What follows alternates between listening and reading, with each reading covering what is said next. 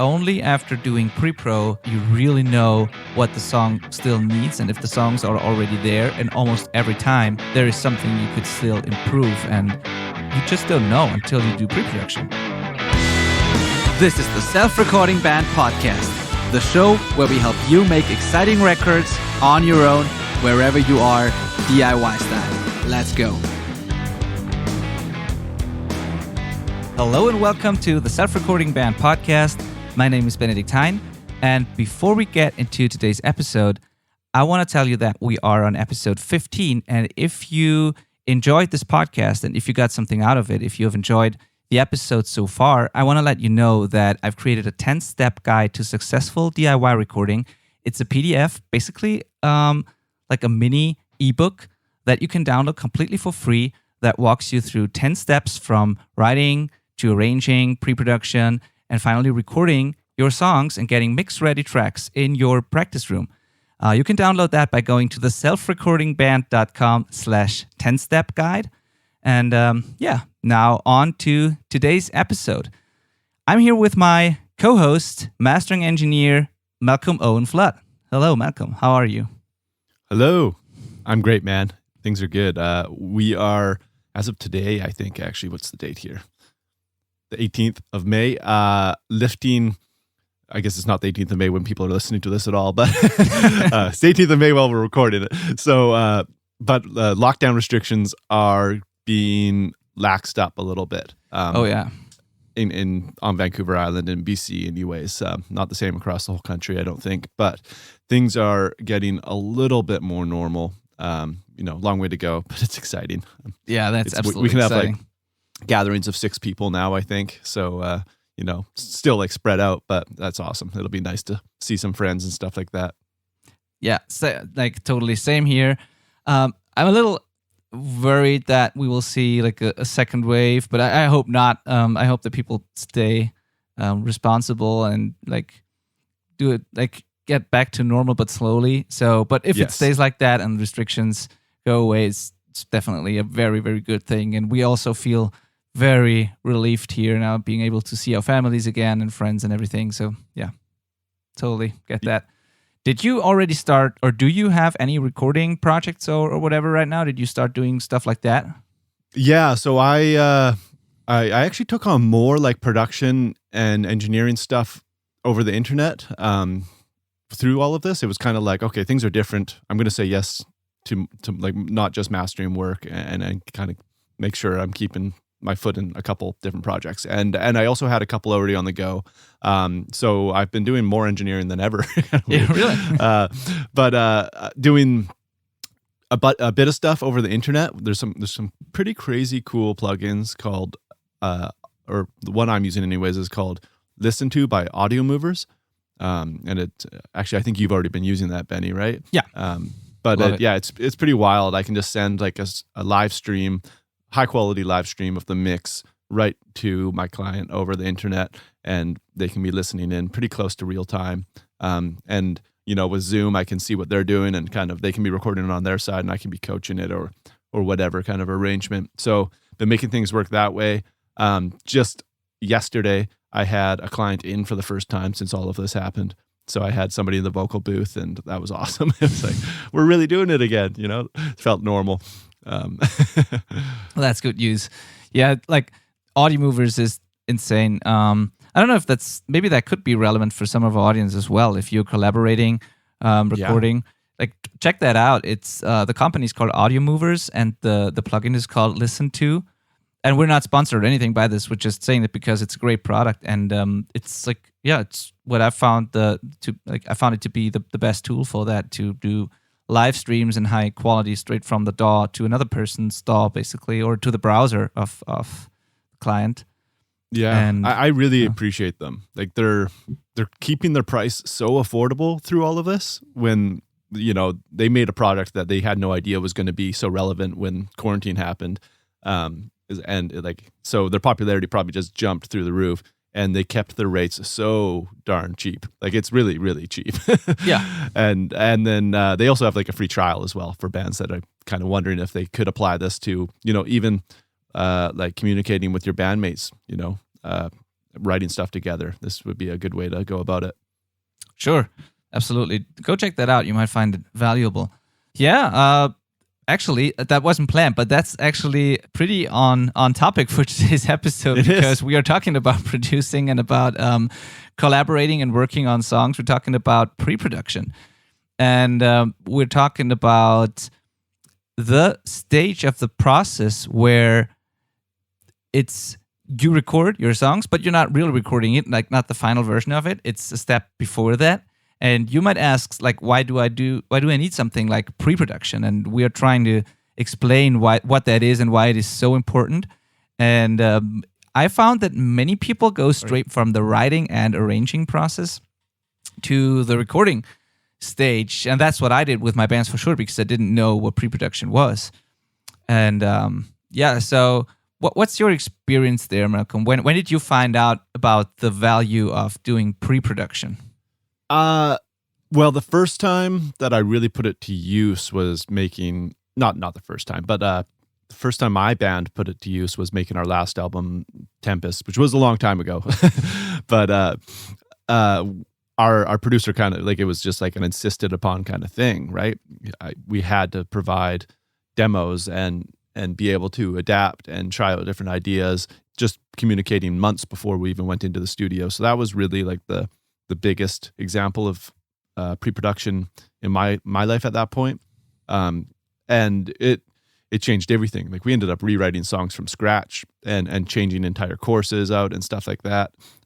Even changing the key of the song and stuff like that. And if we hadn't done pre-production, none of that stuff would have happened. Yeah, sure. Like, it's a weird thing because you think that when you work on songs, when you write songs, arrange songs, you practice over and over again. Maybe you do individual like practice sessions on your own, or like bass player and drummer, or the guitarists practice on their own or whatever.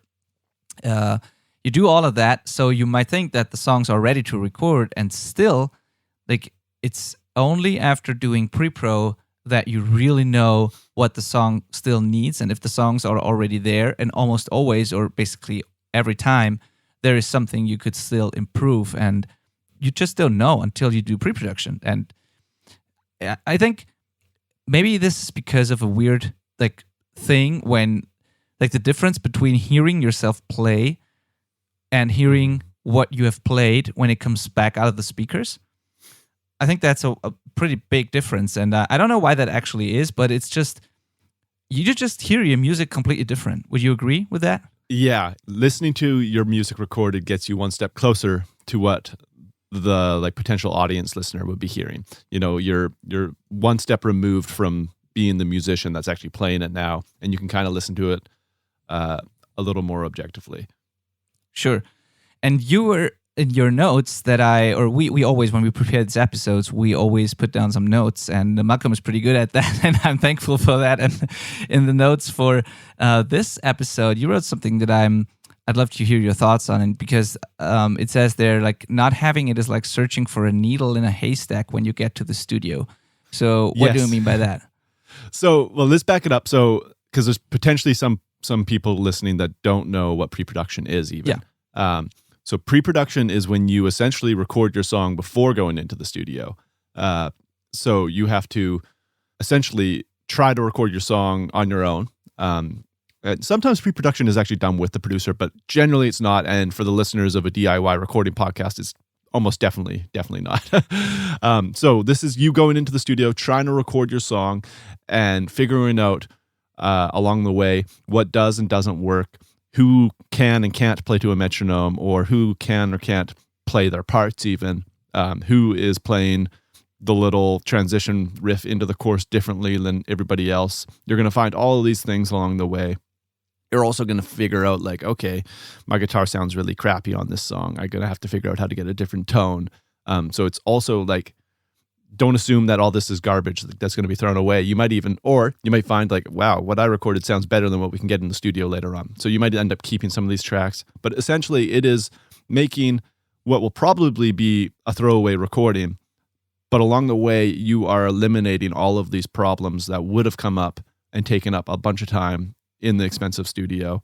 And you're also going to end up being able to play your song to a much higher degree. So it's like a practice run of your song, with the biggest benefit being what we just talked about, that you get to then listen to your like a semi-proper recording of your song and hear it kind of as a listener, like as somebody that's not playing it for the first time, and kind of compare it and listen to it as a piece of music, not as something that you are performing, which is super valuable, because now you can kind of like look at it as a song and say, does this hold up compared to my favorite song by artist XY? You know, not having it is like searching for a needle in a haystack. Is kind of like, we were talking about analogies before this, and I liked yours. Benny said that car manufacturers, before they manufacture their car and like make this, let's say the new Tesla, they will make a model of it using, I have no idea what they use. Actually, I'm not going to even say what they use because I don't know. But they make a small model of it, and you can guarantee that model is cheaper and quicker to manufacture than a real car, right? It's going to be smaller, and one person probably does the whole darn thing. And it is like a prototype. Okay, let's look at this car and see what we think. Like, will people like the look of this? Does it look like a cool car? Is it sexy? Does it like look modern enough? You know, you can kind of objectively now see this physical thing, rather than, you know, before that, it's probably a painting on a computer or something like that. So that's like one step before that. So maybe the drawing on the computer is what you guys play in your band space, and then the model is pre-production, and then the actual car is what comes out of the final recording after pre-production. Yeah, absolutely. Right. Like that, totally. The funny thing is, you said you could compare it, like you could not only get a picture of the final thing, sort of, or what the final thing will look like or sound like in that case, but you said you can compare it to other recordings and how it like holds up to other things you like. And so, like, one of the things that come up very often in pre-productions that I do or that I did is that you might, like, when the band plays together or when you play together in your jam space, you might think that the chorus really works and is really big and amazing, and it's fun to play, and you just think it works. And then you record it and listen to it, and then you find that it's actually pretty wimpy, and that it's not really like the transition from the verse to the chorus or pre-chorus to the chorus might not be as huge as you thought it was. And then you find you'll either have to add another layer, or you have to make the verse smaller maybe to make the chorus work or something like that. And you can check if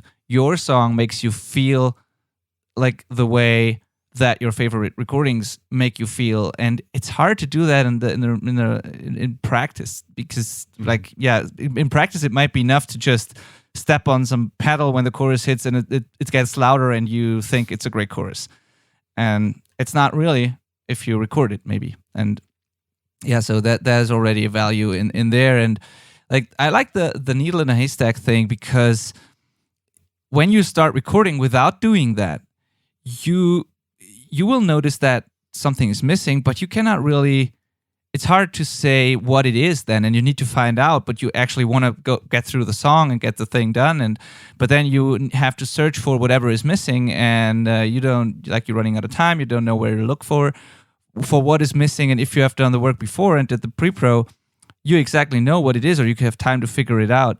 And yeah, everything's laid out clearly when it's time to record. So yeah, I really like that.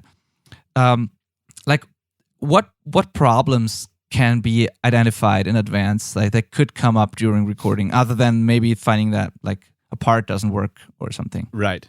There definitely can be technical things that come up. I remember way back in my, like, one of my first bands, I had a guitar with EMG pickups in it.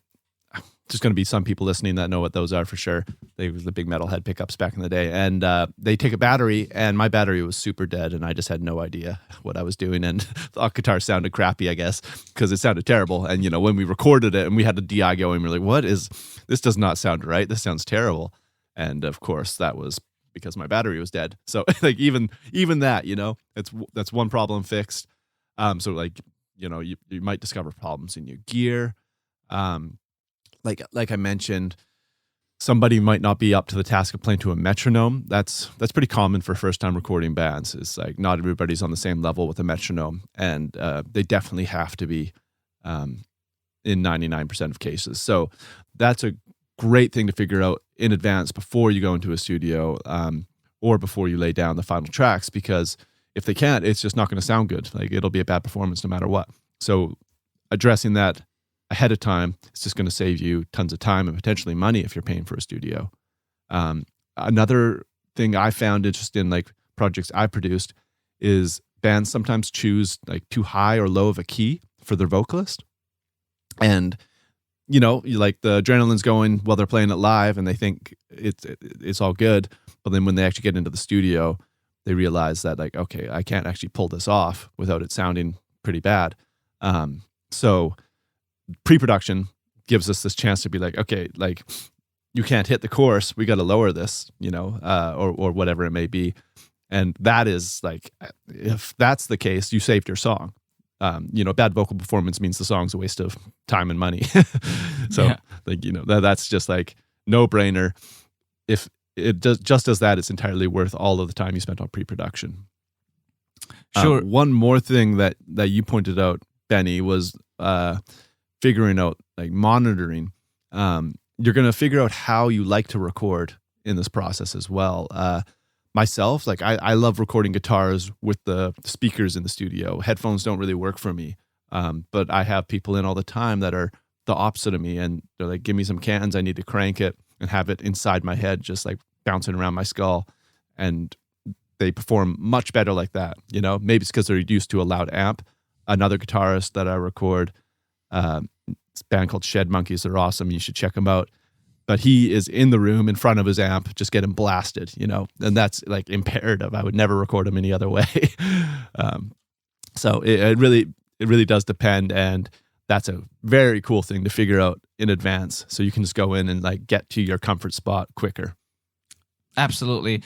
And people are so different, and you might not even know what your preferred way of doing it is unless you try that out. You might not know. You think you can, like, you prefer like headphones because you do that at home and that's what you're used to. But then you are like Malcolm, and once you hear it come out of some speakers, you just perform differently, and it's just excites you more or whatever. So definitely try out that and try figure out a general plan like of how to record. Figure out the monitoring. Figure out if you are doing everything live or only overdubs, if you need scratch tracks, which kind of scratch tracks, like who needs to hear what. Do you need the drums only, or do you need like a mix of all the rhythm elements with the bass and the rhythm guitar maybe, and you just replace those elements as you go? Or like, do you want to record to a click or not? Because I agree that in most cases you should be able to play to click, and it's better. And click does not mean static tempo. That can mean tempo map, tempo changes, and all that. But in some cases, like people who are not used to playing to click, but are good, experienced musicians, and there are people like that out there, in those cases, their natural tempo changes might be good, and it might sound weird if they have to play to a click. And I'm saying that very carefully because that could also be an excuse for just not using a click. And if you just say, well, I'm one of those people. But like, it's worth figuring that out in pre-pro and comparing the results and really being honest to yourself, and then just do whatever works best for the recording.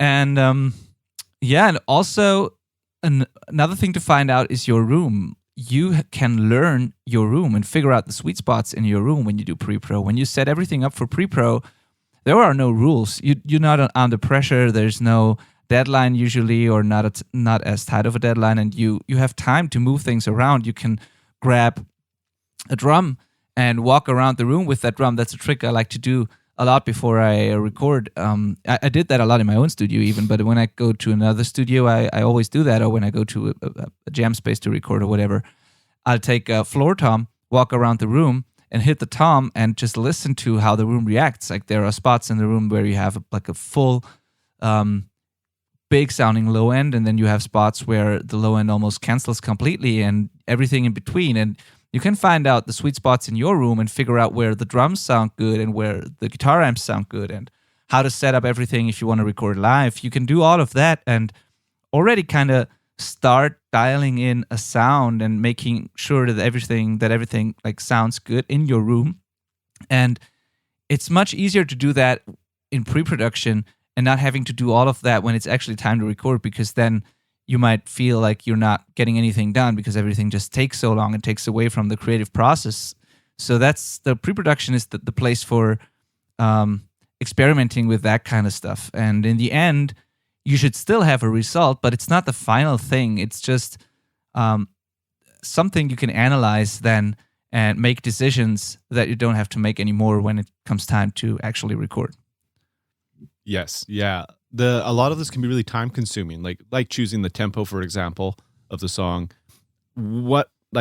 Bands always play a little too fast. That's the normal thing, you know. If you watch a recording of yourself playing a live show, you're like, we're twice as fast as we should be. So recording it and then listening is the only way to really be like, okay, this is the right tempo. So you have to kind of experiment with that. And that's something that you don't need a producer, you know, and you don't need to do in an expensive studio. Just definitely don't do that in the studio. Save yourself that time and creative energy and just get that out of the way in pre-production. And then that kind of brings me to the next point, is that a lot of this stuff can be brought forward into the studio. So you're investing in it now, but it actually is paying off in the actual recording. So like the stuff like the BPM, so the tempo, like the key of the song, and some of the tracks even will be brought forward. You know, these tracks that you record, like the scratch guitar and scratch vocal, for example, will probably be used for the actual recording session just as scratch tracks, something to play to. You know, if you're doing an overdub kind of setup, the drummer's now going to play to those that guitar and vocal that you laid down. So it's not like this is all throwaway stuff. It's all going to be useful moving forward. You might even find that you keep some of it. I know in like a previous episode we've said to always record your like warm-up takes. Well, you always record your scratch tracks as if you're going to keep them. You know, so like try to get it right. And that definitely can and does happen. Absolutely. And there are even famous examples. I should have looked some of those up now that I'm saying it, but maybe I'll find some and put them in the show notes, because there are famous examples of songs of productions where a track from the demo or pre-production made it on the final record, and the producer just couldn't get the same vibe, the same energy or whatever into during the final recording session, and so they ended up using whatever was on the demo, and it might not be technically perfect, but it's just something about it was just right, and then they use it. So experiment, and it doesn't have to be the final thing, but always try to record it as if it was the final thing, kind of, because you never know. It might be the best thing ever and you cannot recreate it later. So yeah, definitely. I'm using some scratch vocal takes on a band that I'm working with right now. Really? You know, we were doing the vocals over the internet, and he's like, you know, I really like how it was in the scratch track. I'm like, okay, pull it up. Oh yeah, that's it. We're going to use that line. Like, not even the whole take, just stealing lines, you know. I'll figure out how to make them sound cohesive. So it can definitely happen, especially with vocalists, you know. It's like they're unburdened when they just think it's just a scratch track, you know, and they just like let loose. Yeah. I've read or heard, I'm not sure, an interview with some producer who said that he used an iPhone voice recording on a record because the singer was just like, I think it was on a walk or something, and he just captured an idea.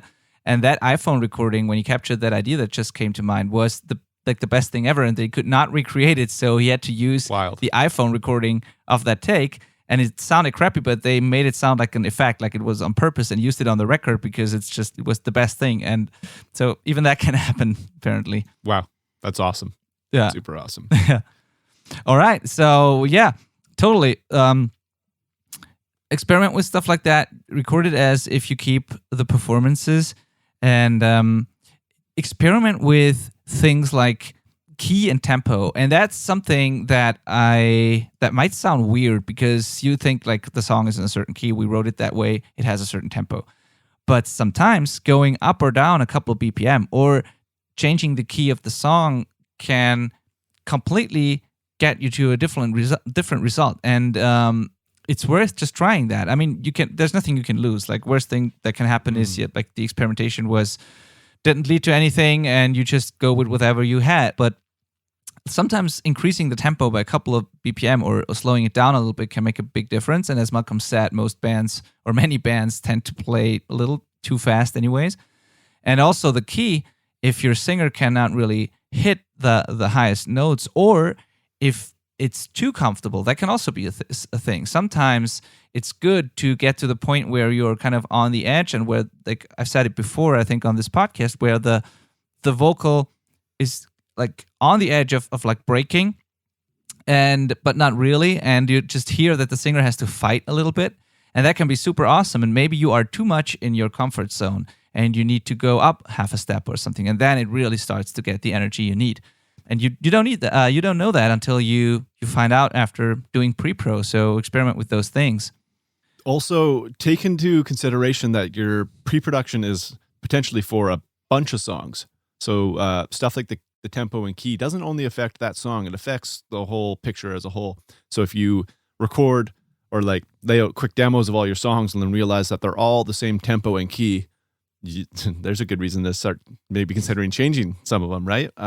So it's not just about the song, it's about your work as a collection kind of thing. Oh yeah. I tend to forget about that sometimes nowadays, because It's people, hard, yeah. like I still love records, but I get to mix so many singles and EPs, but they are not really EPs. They're just like people release them over a period of time, and like people are used to playlists and single songs and stuff like that. But you're totally right. Especially if you're doing a record. And I'd encourage you to do that, not because it's wise from a business standpoint or whatever, but just because I love it. So I want people to continue making records. So if you're doing a record, that stuff gets even more important, because then you can listen to the whole pre-pro in context, and you can also start thinking about like how one song like leads to the next song, how the transitions are, how the album as a whole works, and maybe you need to change an intro or an outro to get a better transition or whatever, and that stuff gets really exciting then, because then you're getting this exciting piece of art that comes together. And yeah, that's a very cool thing to do during pre-pro also, because you don't have any chance to do that, right, other than playing a live set and getting it right there. But it's different. It's different when you listen to it. Yeah, definitely. Well, no, I think we got that pretty good, right? Like, yeah, and harmonies, like really time consuming stuff like that. You don't want to be writing your harmonies in the studio, and that is so common. Just figure that stuff out in advance, because then you'll know how to sing it by the time you get to the studio.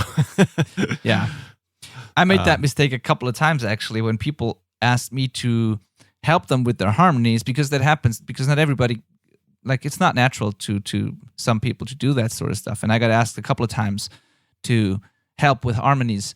And before I really knew about the importance of pre-pro and how to do it properly, I would just say, sure, let's do that. And we would do it when we were recording. And then at some point I started doing that in the pre-pro process. And I asked the band to send me the stuff before we actually started and figure it out there.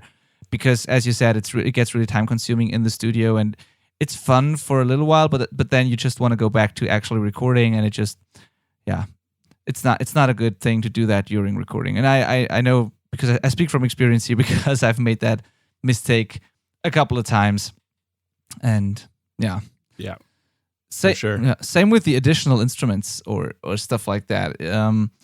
Guitar solos, then like choosing weird synths. You're like, oh, I think I want to have like a choir layer back there. It's like, well, try it. Like, don't just hold on to that idea until we're on the last day of studio time and you want to squeeze all this stuff in. Like hone in on what actually works, and then that gives us more time to actually focus on the performance rather than just trying different tones and stuff like that. Yeah. So there's a couple cool advantages that you pointed out, Benny, in the prep that DIY bands have. One, like pre-production saves you money when you're using a big studio, but in the case of being a DIY band, you're doing your pre-production probably in the same room that you're going to be doing your whole album in. Maybe not for drums if you're planning to rent a room for drums or something like that, but most of it will probably be with your home studio setup. And that means that you're dialing in the tones in the same room you're going to be in with the same gear that you're going to be in most of the time. So you're like getting to know your gear really well, you're getting to know your room really well, and you're getting to know how to achieve sounds quicker and more reliably. I work at quite a few different studios, especially for drums. And as soon as I hear like a demo with a band, I'm like, okay, I want to use this drum room, like so this studio to do that in, and I know where I'm going to set up the drums, and I even know which snare I'm going to grab off the shelf and rent from the studio, and what mic, like it always ends up being a little bit different, but I know where to get started, and that's what's going to happen as you do this in your own studio. You're going to be like, okay, well, this is obviously a riff for the Les Paul into my Marshall, or I'm going to grab like this synth, like because I have this certain synth software on my computer that is going to have the sound I'm looking for. So you're speeding up your workflow a lot by doing your pre-pro in your studio. And that is an advantage that bands that come, for example, work with me don't really get, because they have the pre-pro in their own studio and they're like, okay, well, like I could see us using this setup, but then they come into a studio with me and that gear that they liked for this particular like idea of theirs isn't available anymore. I mean, it could be if they bring it, I guess, but it is different. I think there's a cool advantage to being a DIY band in that sense.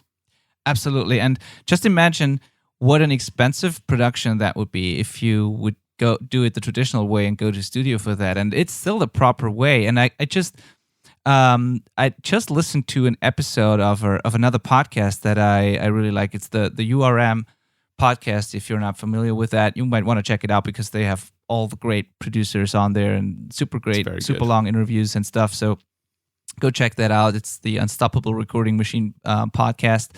And in one of their more recent like episodes, they had Eric Valentine on. Eric Valentine is a legend. He's a super great producer, engineer, mixer, and yeah, absolute legend. And he was talking about doing pre-pro with bands, and he would have the bands in the studio for 3 weeks just doing pre-pro. And after those 3 weeks, they would start the recording, or they would have a little break and analyze pre-pro and then start the recording. So they would spend full 3 weeks every day of just working on the arrangement. The songs are already written at that point, like before that. So they're working on finished songs, just improving the arrangement, improving the songs, figuring out which instruments to use, dialing tones, figuring out the room, everything. And they only do that. It's not about the recording. They're just doing pre-pro for 3 weeks. And after they're done, he says they not only know how like the songs need to be so that they work, but they also have already dialed in almost all the tones. And then when the actual recording session starts, they just have to capture that, and it's a super efficient and super fun process because you don't have to think about that stuff anymore. And and think about the cost and everything if you would hire someone like Eric Valentine or any producer or studio for like 3 weeks of pre-pro and then recording and then mix and everything. And like you can do all of that on your own in your jam space, and that's super cool. That's a total advantage to be able to do that in the same room, just as those producers do.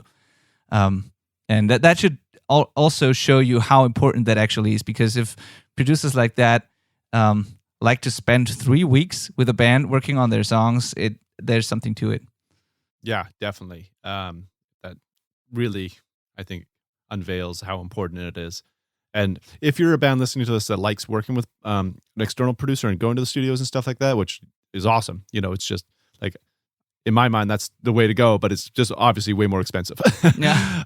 But pre-production's like essential. Like if you want to get your money's worth out of that producer, and like this happens to me, bands don't send me anything and they want to come into the studio, and I end up with like a cell phone recording, which is better than nothing. I'll take that, and I can send you ideas off that.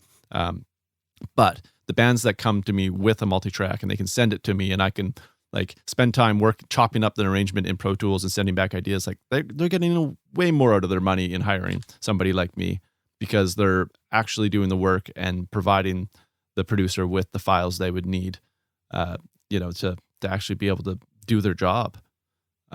So pre-production is important if you're a DIY band or if you're not a DIY band. It's just mandatory either way. Do it. Sure, yeah. And you have the advantage of being able to do it in the room you actually record. So, like one thing we haven't touched on is like the programming reference stuff, like tuning references. Yes. That's also something we've. Did we talk about that in an early episode? I already can't remember what we've been talking about, but if not, just real quick, you can program a bass, for example, or some synth or sub-synth or whatever. It's just something that has the chord progression of the song and that works as a tuning reference. So you can also figure out the proper setup for your instruments. You can use that during the recording process as a scratch track, as a reference track there.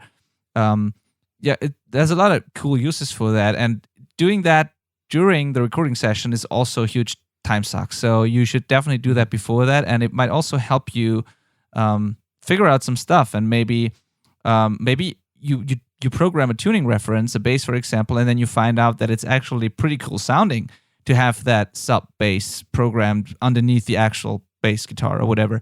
So by doing that, you might even come up with things you wouldn't have done otherwise. So yeah, I totally. That's not something I do enough, but it is a great idea. Just having this virtual instrument that's definitely in tune, because a lot of bands go wrong there on the DIY front where they just can't seem to get their basses or guitars in tune. So having this kind of virtual instrument that is definitely in tune, that they're playing to, that it'll sound obviously really weird if your guitar doesn't sound good with that virtual instrument. So that kind of will help you stay on track there. You'll probably naturally play a little more in tune just because of that.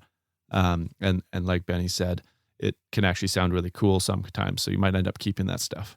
Yeah, sure. Yeah. For vocalists as well, having like a dead solid tuning reference for them to sing to is great as well. Oh yeah, that's so important. Sometimes it can be actually pretty confusing. And I had this experience myself as a singer of my band, where when you have a demo and like, because it's a demo, like the tuning is not as perfect and you try to sing to it, and like no matter what you do, it always sounds off. And the reason is that like maybe the bass is a little flat and the guitar is a little sharp maybe, and like no matter how you sing to it, it will always sound weird, and you start to question yourself. And if you would have just like one solid reference there, you would at least know that it, like if it's your problem or if it's someone else, you know. Yes, yeah, I definitely don't envy vocalists. You have a hard job, guys. Yeah. And girls. Absolutely. That's tough. Absolutely, yeah. So, yeah. Before we wrap this up, there is one more crucial thing that came to mind while we were talking about all this, and that is, if you've done the homework properly, and if you've done the pre-pro and you arranged the songs properly and you worked on the arrangement, you worked on the setup, and you did the pre-pro, and then you listened back to what you did, you actually figure out how, like, what your band is sounding like and what it is all about, what the vibe is and everything. And that helps so much communicating to a mix engineer or to any person like that comes after that and takes over the project, because I think communicating or figuring out what your band is really about and what you want to create and what you sound like and what's unique about your band, it's so crucial, because ultimately we're making art, right? We are capturing art, we are capturing music, and we want to do something unique, and we want an authentic representation of us as people, as a band, as everything. And I think you only are able to put that into words, and you're only able to communicate that to another person if you heard it yourself, and if you, as objectively as you can be, figured that out. And so after doing pre-pro, you hit play, you listen, and then you'll probably like, oh, we are actually I don't know, like a rock band that sounds pretty huge, or we thought we sound huge and we thought this is like a radio rock, but actually this sounds much more raw and like has more like this intimate kind of energy, and maybe we shouldn't go for those huge drums. We should go for a tighter like club show atmosphere or whatever. And yeah, you just that's just so important, and there's no way of figuring that out without listening to you on a recording, on that pre-production, and then you can communicate all of that to the mix engineer. I think that's that's pretty valuable there, because when I get stuff to mix, like one of the most important things to me is to understand the vision of the band. And sure, the recording itself is great as well, but the band clearly communicating what they want and having analyzed themselves and really knowing what they're all about and what their art is and what is important to them and how it should make people feel, that just makes my job so much easier. And I found that the people who have figured out that like the most or the best are the ones who did proper pre-pro and just know what this band and this project is about. Yeah, that is like, that's really the big picture stuff, you know, is like, it's not really the technical stuff is great that comes out of pre-pro, but the like stuff that really affects the art and the ability of the band members is the best benefit. And that's going to kind of like go beyond just the song you're recording. It's going to actually help you play live. It's going to help you become better writers. You know, it's going to help you be more prepared for the next studio experience as well. It's the kind of stuff that moves you along to more and more professional of a musician and recording artist. There was one last thing I wanted to bring up. Yeah. And that's kind of like the different ways of recording pre-production. We won't get too into it because it would take forever. But I think depending on how complex your music is and the type of music, there's kind of different ways to go about it. But in general, I actually believe that you should do kind of 2 steps of pre-production. And the first would be like a live jam room recording, preferably multi-tracked. I know that Benny and I have talked about our love for the Behringer X-Air mixers, which are just like multi-track consoles that you can just record right off of. And you can just track the band live, you know, throw a metronome in the drummer's ears and track the entire band live. You end up with a multi-track recording right into your computer, and you can now listen to the song or punch in stuff, cut stuff up, whatever you need to do.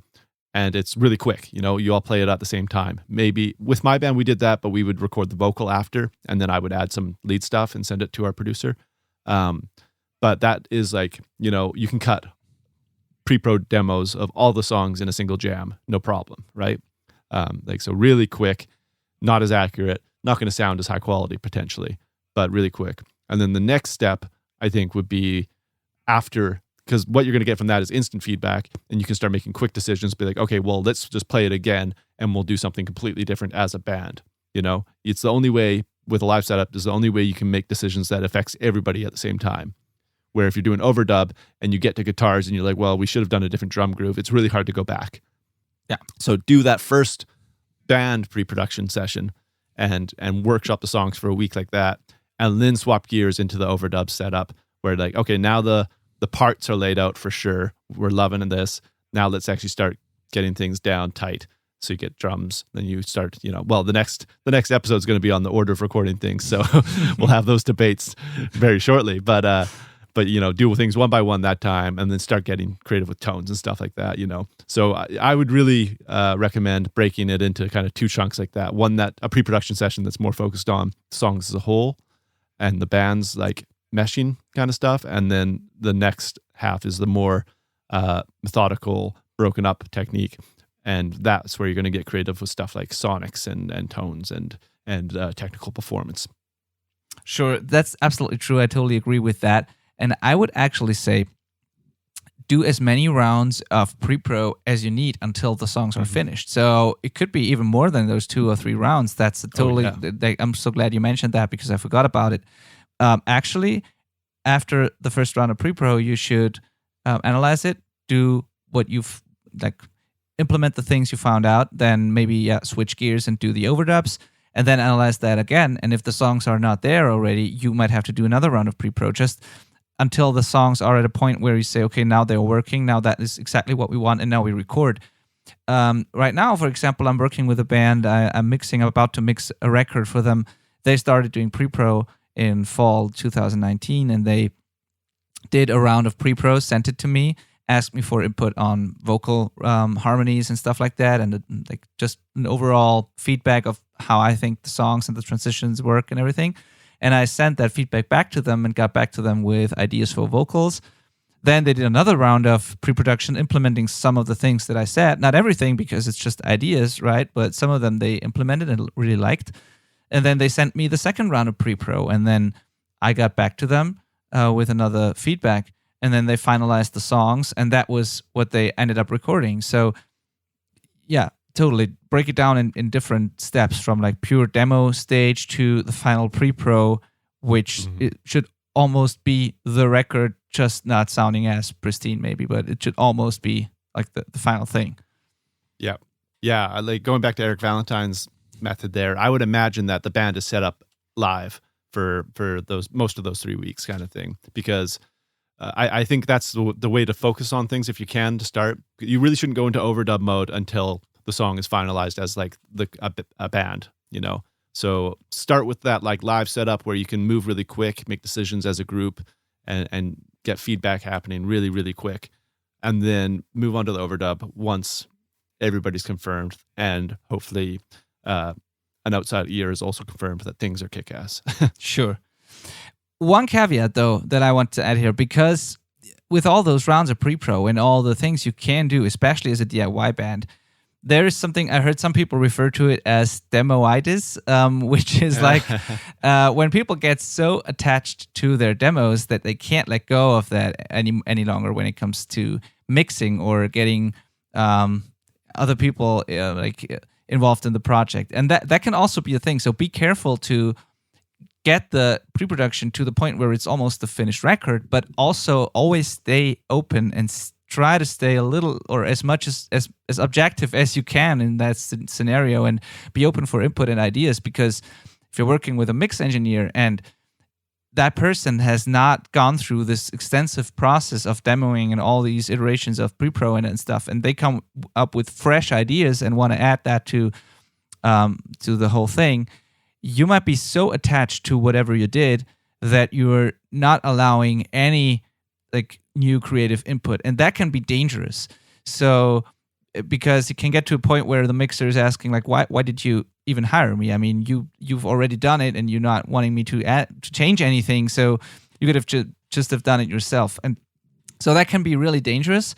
Keep the balance here. So work on the songs, work on that. But when you actually record, then, and especially when you send it off to mixing or work with other people, if it makes the whole thing better, be open for changes, and don't forget that along the way, because you can get really attached to that if you're doing pre-pro for a long time. Definitely. Yeah, I'm so glad you said that. Demoitis is a terrible thing that we're all capable of falling for. Yeah. Even like I said that we use scratch tracks and like the keeper performances sometimes. Sometimes it's hard to give up those scratch tracks because you get used to them. And that's definitely not always a good thing. So yeah, treat your love of your demos with suspicion. yeah, exactly. All right. Anything else you can think of when I come to add to this? Because I think I think that's great. If you don't think you should do pre-production after listening to this, you're crazy. Yeah, absolutely.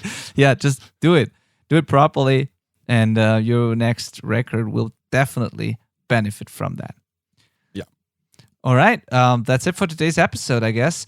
Next up, we're moving on with the actual recording process and order of things when you record. So the next step after pre-pro, everything is ready to go, and then you need to figure out what to do first and why, and we'll cover that in episode 16. Right on. Thanks for listening, guys. Bye.